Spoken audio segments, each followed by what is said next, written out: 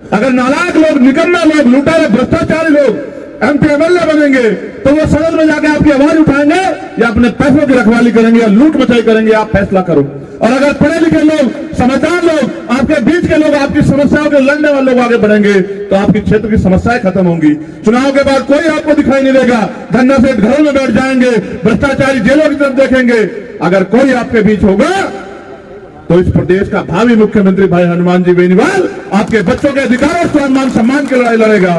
चाहे की बात करते एक प्रधानमंत्री बन गया, केतली के सहयोग से आपका आदमी मुख्यमंत्री क्यों नहीं बन सकता, या बैलेंस ऑफ पावर हमारे पास आएगा। आप फैसला करो, किसको कमजोर करोगे, हनुमान जी बेनीवाल को, और उनको कमजोर करके आपके हिस्से में क्या आएगा? कौन आपकी आवाज उठाएगा, कौन आपके लिए लड़ेगा? आप अगर उन पिछड़कों के पीछे लगना चाहते तो लग जाओ।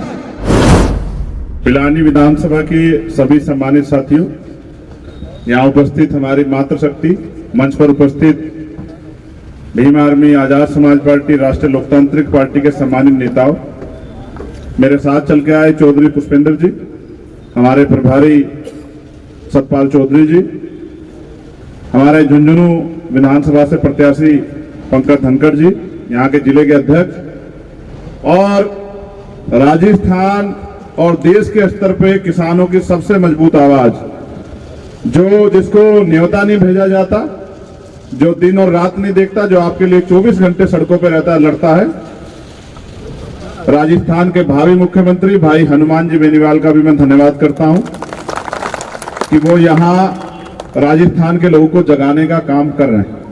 मैं तो हमेशा आपके बीच आता रहता हूं, जब भी कोई जुर्म, जाति, अन्याय किसान, नौजवान, महिलाओं, दलित, पिछड़ों पे, आदिवासियों पे यहां होता है, मैं आता रहता हूं। और मैं अभी भी आया था झुंझुनू में, जब पंकज भाई ने बुलाया था, मैं फिर भी आऊंगा यहाँ।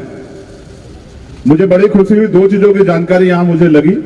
मैं सभी संतों, गुरुओं, महापुरुषों को नमन करता हूं जिनकी वजह से देश में लोकतंत्र आया और सामाजिक समानता के लिए संविधान आया, जिस संविधान की वजह से आज किसान, कमेरों के बेटे भी आगे बढ़ने का प्रयास कर रहे हैं, जिसकी वजह से राजशाही टूटी और देश के अंतिम व्यक्ति के हाथ में ताकत आई कि वो अपने भविष्य का फैसला खुद करे। पहली बात यह है कि पिलानी शिक्षा की नगरी है, मगर शिक्षा का फायदा तभी है जब आप अपने अच्छे बुरे का फैसला सोच समझ के लो। आप शिक्षित होकर भी अगर अपने अच्छे बुरे में फर्क नहीं महसूस कर पाए, आपने जिम्मेदारी से काम नहीं किया और आप दुश्मन के हाथों का खिलौना बन गए, तो आपकी शिक्षा का क्या फायदा है। और दूसरी बात मुझे यहाँ पता लगी कि हमारे लोग इस वजह से यहाँ पीछे रह गए हैं कि उनका ट्रांसफर पोस्टिंग जो नेताजी करवाते हैं वो उनके हिसाब से काम करते हैं। ये लोकतंत्र आपको इसलिए मिला था कि जो फैसले आपके खिलाफ होते थे, उन फैसलों का मुंह मोड़ के आप अपने बीच के लोगों को ताकत देके विधानसभा, लोकसभा में भेज के अपने पास शक्ति अर्जित करो और उस शक्ति से अपने जीवन में परिवर्तन करो, आपकी जो समस्याएं हैं उनको खत्म करने का काम करो। लेकिन मैं ये देखता हूं, जहां पूरे राजस्थान में इस गठबंधन से एक ऊर्जा पैदा हुई है, सिखावटी, सीकर का क्षेत्र किसी कारण से अभी पीछे है। उसका जो मैं सबसे बड़ा असर समझता हूं वो इस बात से है कि संघर्षों के साए में घनघोर जवानी पलती है और इतिहास उधर झुक जाता है जिस और जवानी चलती है। यहाँ का जो नौजवान है वो अपने पैरों पर नहीं खड़ा होना चाहता। हमारे नेता है मान्यवर काशीराम साहब, वो कहा करते थे कि दूसरों के महलों से अच्छी होती है अपनी झोपड़ी, वहां आदमी मालिक होता है। RLB, SP, ASP आपका अपना घर है, यहाँ मालिक है। कांग्रेस, बीजेपी के पीछे लगोगे, चुनाव के बाद आपको घुसने नहीं देंगे दफ्तरों में, आपके काम को तो बहुत दूर की बात है, आपके आंसुओं को भी नहीं देखेंगे। आप अपने दल को मजबूत करोगे, आपका नेता मजबूत होगा, और जिनका नेता मजबूत होता है उनके साथ समस्याएं नहीं होती। जिनका नेता ताकतवर होता है उनकी समस्याओं का हल होता है। हमने तो ये तय करके कि यहाँ का किसान का मेरा जो है वो भाई हनुमान जी बेनीवाल के साथ खड़ा है, हम लोग अपनी शक्ति को उनके साथ जोड़ेंगे, एक नया परिवर्तन राजस्थान में होगा। लेकिन जिस तरह से शेखावटी के लोग अभी निजी स्वार्थ और निजी चीजों के साथ अपनी शक्ति को नहीं बनाना चाहते, उसका खामियाजा आपकी आने वाली पीढ़ियों को भुगतना पड़ेगा।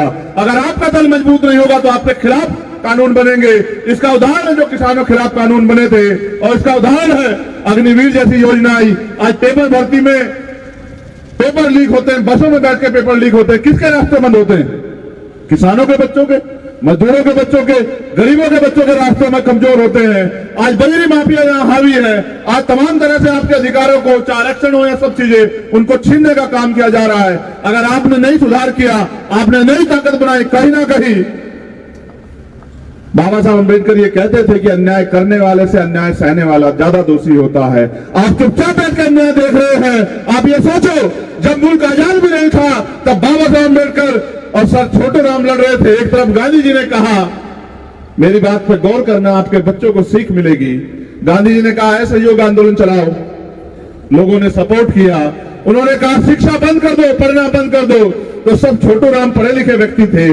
आप यहाँ शिक्षा की नगरी में, उन्होंने कहा भाई आप कह रहे हो शिक्षा लेना बंद कर दो, मैं अपने लोगों को शिक्षा दिलाने के लिए लड़ रहा हूं। मैं जानता हूं शिक्षा जन के तरक्की के रास्ते खुलेंगे।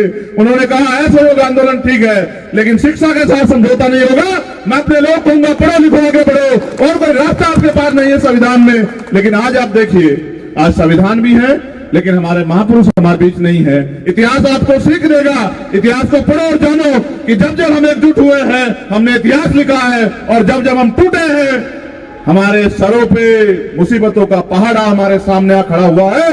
आपको फैसला लेना होगा। ये सीट आपकी अपनी सीट है। आपकी संख्या किसानों की यहाँ इतनी है, अगर आप अपने परिवार का एक एक वोट जो है भाई मास्टर जी को दे दो, तो मैं लिख के लेता हूं कि मास्टर जी सुबह 10 बजे जीत जाएंगे। और अगर आप कांग्रेस बीजेपी के पिछड़े को बने रहोगे, तो आने वाले ऐसे दिन होंगे कि आपके बच्चों के लिए पढ़ने के लिए यहाँ स्कूल और कॉलेज बंद हो जाएंगे, और यहाँ शराब और बजरी माफिया आपके बच्चों का जीना हराम कर देंगे। आपको फैसला लेना है। वोट एक दिन के लिए नहीं, 5 साल का भविष्य है। अगर नालायक लोग, निकम्मे लोग, लुटारे, भ्रष्टाचारी लोग MP MLA बनेंगे, तो वो सदन में जाके आपकी आवाज उठाएंगे या अपने पैसों की रखवाली करेंगे या लूट मचाई करेंगे। आप फैसला करो। और अगर पढ़े लिखे लोग, समझदार लोग, आपके बीच के लोग, आपकी समस्याओं के लड़ने वाले लोग आगे बढ़ेंगे, तो आपकी क्षेत्र की समस्याएं खत्म होंगी। चुनाव के बाद कोई आपको दिखाई नहीं देगा। धन्ना सेठ घरों में बैठ जाएंगे, भ्रष्टाचारी जेलों की तरफ देखेंगे। अगर कोई आपके बीच होगा, तो इस प्रदेश का भावी मुख्यमंत्री भाई हनुमान जी बेनीवाल आपके बच्चों के अधिकारों, स्वाभिमान, सम्मान की लड़ाई लड़ेगा। मैं बार बार आपसे कह रहा हूं, मौके पर जो चूक जाता है उसके पास उसका डब्बा खाली रह जाता है। चाय की बात करते एक प्रधानमंत्री बन गया। केतली के सहयोग से आपका आदमी मुख्यमंत्री क्यों नहीं बन सकता? या बैलेंस ऑफ पावर हमारे पास आएगा। आप अगर आपके यहां कमजोर हो तो आगे बढ़ के देखो किस तरह से हम लोग जो है किसान, मजदूर, कमेरों का एक गठबंधन, नौजवानों का, महिलाओं का, दलित पिछड़ों का एक गठबंधन, आदिवासियों का गठबंधन, अल्पसंख्यकों का गठबंधन किस तरह से आगे बढ़ रहा है। और जो न्याय पसंद लोग हैं वो भी इस गठबंधन के साथ हैं, क्योंकि कांग्रेस वाले कहते हैं बीजेपी के लोग भ्रष्टाचारी हैं, और बीजेपी के लोग कहते हैं कांग्रेस के लोग भ्रष्टाचारी हैं, और दोनों ही लोग मिलके एक अच्छी जुगलबंदी से आपके सामने इस प्रदेश को चला रहे हैं। जब वोट का अधिकार आपके पास है, वोट की शक्ति आपके पास है, तो फिर उनके लोग सरकार में क्या कर रहे हैं? और जब वोट की शक्ति आपके पास है, वोट हमारा, राज तुम्हारा, यह नारा भी आपने सुना होगा, तो इतनी आबादी होने के बाद भी, 1.5 लाख के लगभग होने के बाद भी अगर यहां से कोई और जीत जाए, तो मुझे ये तय करना पड़ेगा कि अभी आप सोए हुए हैं। सोया हुआ और मरा हुआ एक बराबर होता है। जो जागेगा उसको अधिकार सुरक्षित रहेंगे, और जो सो जाएगा उनके अधिकार भी छिन जाएंगे, और उनकी नस्लें भी देश में गुलामी करेंगी। राजस्थान क्रांति की तरह है, हर एक घर से जो है बलिदान हुआ है। किसान कमेरों ने पहले भी लड़ाई लड़ी और आगे भी लड़ाई लड़नी है। आप फैसला करो, किसको कमजोर करोगे? हनुमान जी बेनीवाल को?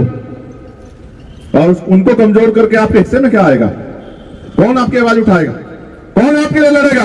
आप अगर उन पिछड़कों के पीछे लगना चाहते हो तो लग जाओ, लेकिन ये सोचो कि जब इतिहास लिखा जाएगा तो लोग आपसे पूछेंगे नहीं कि जब हनुमान जी बेनीवाल मजबूत विकल्प आपको दे रहे थे कांग्रेस बीजेपी से मुक्त होने का, तरक्की करने का, तो आप कहां खड़े थे?